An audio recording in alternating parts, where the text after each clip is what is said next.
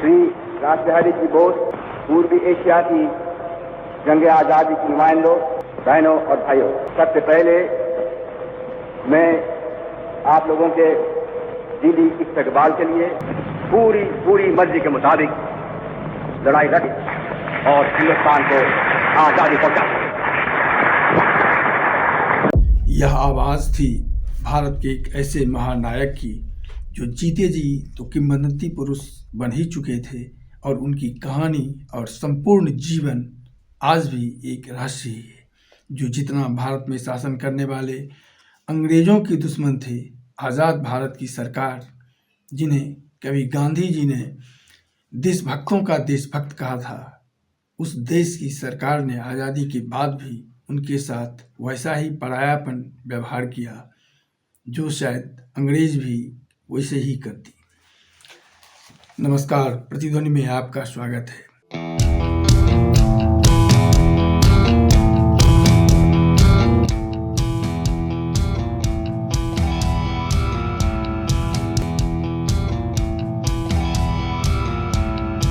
आज भारत के उस महानायक के जीवन की से जुड़ी एक कहानी, जब अंग्रेजों के कठिन पहरे से वो देश छोड़कर निकल भागे थे उनकी कैद से।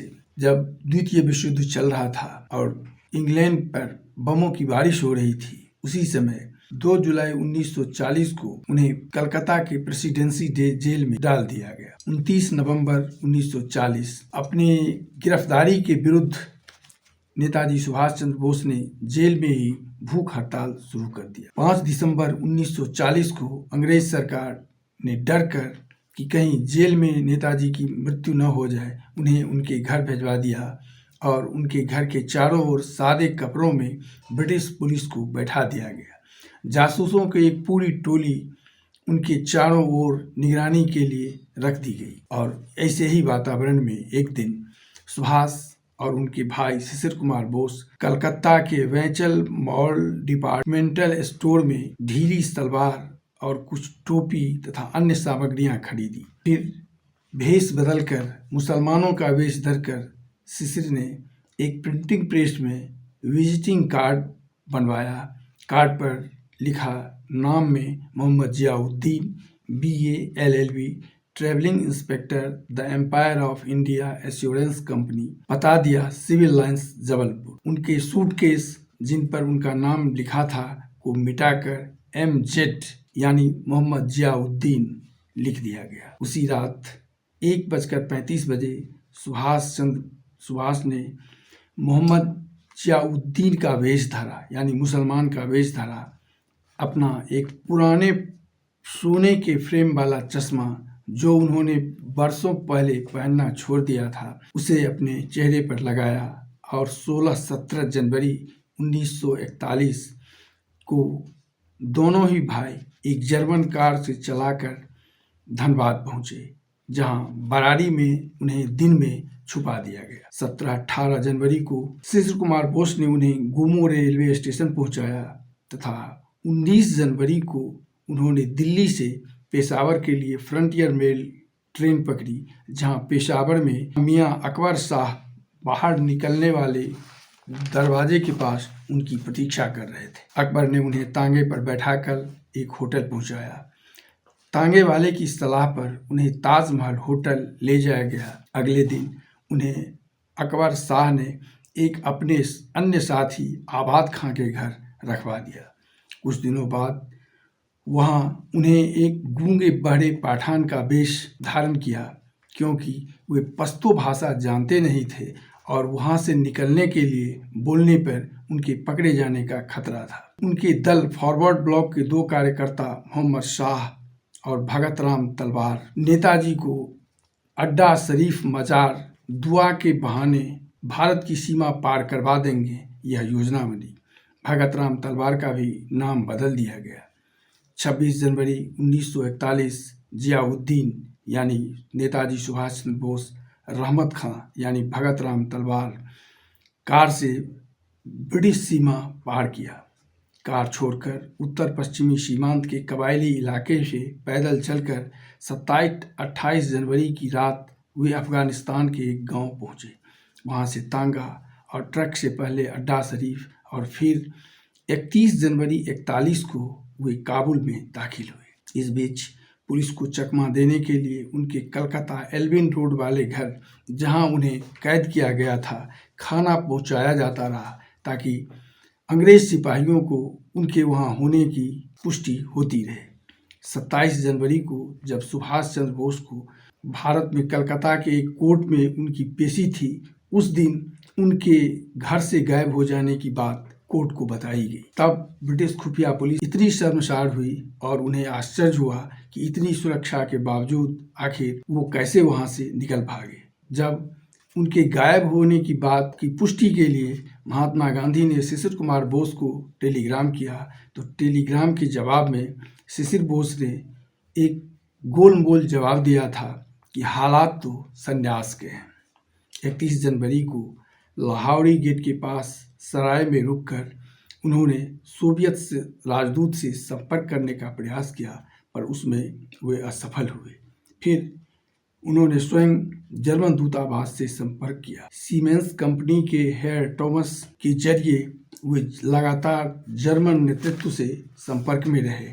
उधर सराय में एक अफगान पुलिस को उन पर शक हो गया और वहां उनके पकड़े जाने का खतरा मंडराने लगा, जिसे पहले पैसा और फिर सोने की एक घड़ी जो कभी उनके पिता ने उन्हें दी थी को देकर उन्होंने उससे दोनों ने अपनी मुक्ति पाई। कुछ दिनों बाद हेयर थॉमस के माध्यम से उन्हें यह खबर दी गई कि वे काबुल से निकलने के लिए यदि तैयार हों तो इटली के राजदूत से संपर्क करें। 22 फरवरी 1941 को इटली के राजदूत से नेताजी मिले और 16 दिन बाद यानी 10 मार्च 1941 को इटालियन राजदूत की रूसी पत्नी ने उन्हें संदेश दिया कि वे दूसरे कपड़ों में अपनी एक तस्वीर खिंचावें और उनकी उस खींची गई तस्वीर को एक इटालियन राजनयिक ऑरलैंडो मसूटा के पासपोर्ट में लगा दिया गया। 17 मार्च की रात दूसरे एक इटालियन राजनयिक के घर उन्हें पहुंचा दिया गया। सुबह तड़के वे कार से एक जर्मन इंजीनियर और 2 अन्य लोगों के साथ रवाना हुए। कार से पहले फिर समरकंद, फिर ट्रेन से मॉस्को पहुंचे, वहां से बर्लिन, जहां से भारत की आज़ादी के लिए एक चमत्कारिक मिशन की शुरुआत हुई जो आज तक रहस्य और रोमांच से भरपूर है। और उनकी ज़िंदगी की वह कहानी जो 1945 में उनके ताइवान विमान दुर्घटना में मारे जाने की बात फैली, पर जिसे विभिन्न सबूतों के आधार पर कई लोगों ने झुठलाया। स्वयं ताइवान की सरकार ने भी उस कथित विमान दुर्घटना की घटना को भी नकारा। वैसे लोगों की नेताजी के प्रति अटूट आस्था के कारण भारत सरकार को उनकी जांच के लिए कई कमेटियां बनानी पड़ी, पर सबों ने एक तरह से सरकार की उस दावे की पुष्टि में ही अपनी कमेटियों की विशेषज्ञता दिखाई।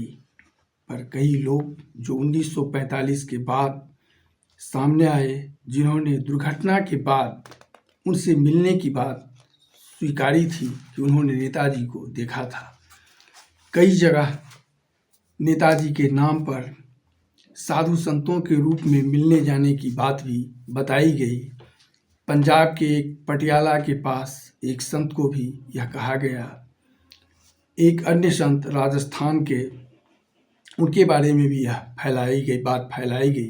इस पर सबसे पुष्ट फैज़ाबाद के एक गुमनामी बाबा की बात आती है जो अयोध्या के पास रहते थे, पर जिन्हें कभी किसी ने देखा नहीं था। उनके सबसे अधिक प्रामाणिकता तब हुई जब उनकी मृत्यु के बाद कुछ ऐसे लोग आए जिन्होंने उनकी अंतिम क्रिया की, और उनके बाद जब विभिन्न स्रोतों से उनके नेताजी सुभाष चंद्र बोस होने की बात कही गई और उसकी तलाशी ली गई, तो उस घर में नेताजी से के जीवन से जुड़ी वो सभी चीज़ें, वो अखबारों के कतरन या अन्य सामग्री जो कहीं भी उनके जीवन से संबंध रखती हो, उस घर में मौजूद मिली। ऐसा तब के विभिन्न पत्र पत्रिकाओं में यह बात निकली थी। पर यह भी बताया गया कि नेताजी जिस ब्रांड की सिगरेट पीते थे, वो गुमनामी बाबा भी उसी ब्रांड की सिगरेट पीते थे, जो आमतौर पर सामान्य बाजार में नहीं मिलती थी, पर उस आश्रम की कुछ दुकानों में वो सिगरेट मिलती थी। यह भी पत्र पत्रिकाओं में तब निकली थी कि 23 जनवरी जो उनका जन्मदिन है, कुछ ऐसे लोग आते थे जो उनका जन्मदिन वहाँ मनाते थे और फिर कहाँ चले जाते थे किसी को पता नहीं। पर उसके बाद 2014 में जब एनडीए की सरकार बनी तो उसने लोगों से वादा के अनुसार उनकी फाइलों को निकालने और उनकी जीवन के रहस्य से पर्दा हटाने की बात कही थी। कुछ फाइलें निकाली भी गई, कई मामले इसको लेकर कोर्ट में भी गए, पर सारी कवायद मात्र एक आज भी एक इमोशनल ब्लैकमेल की ही रही जी। उस रहस्य से पर्दा हटाने का कम कोई कमेटी नहीं बनी, सारी फाइलें भी बाहर नहीं आई और आज भी जिनका जीवन रहस्य से भरा हुआ है, शायद उनके जीवन के साथ वो अंग्रेज जिसके विरुद्ध वो लड़े थे ने भी वैसा ही व्यवहार किया और जिस देश की स्वतंत्रता के लिए उन्होंने अपना जीवन दिया, उस देश की सरकार ने भी वैसा ही किया। यह कैसा देश है और कैसे लोगों का देश है, सोचिएगा ज़रूर। आज बस इतना ही, मिलते हैं फिर एक नई कहानी के साथ। चैनल अच्छा लगे तो इसे लाइक, सब्सक्राइब और अपनी प्रतिक्रिया देने का कष्ट करेंगे। धन्यवाद, नमस्कार, मिलते हैं फिर अगले।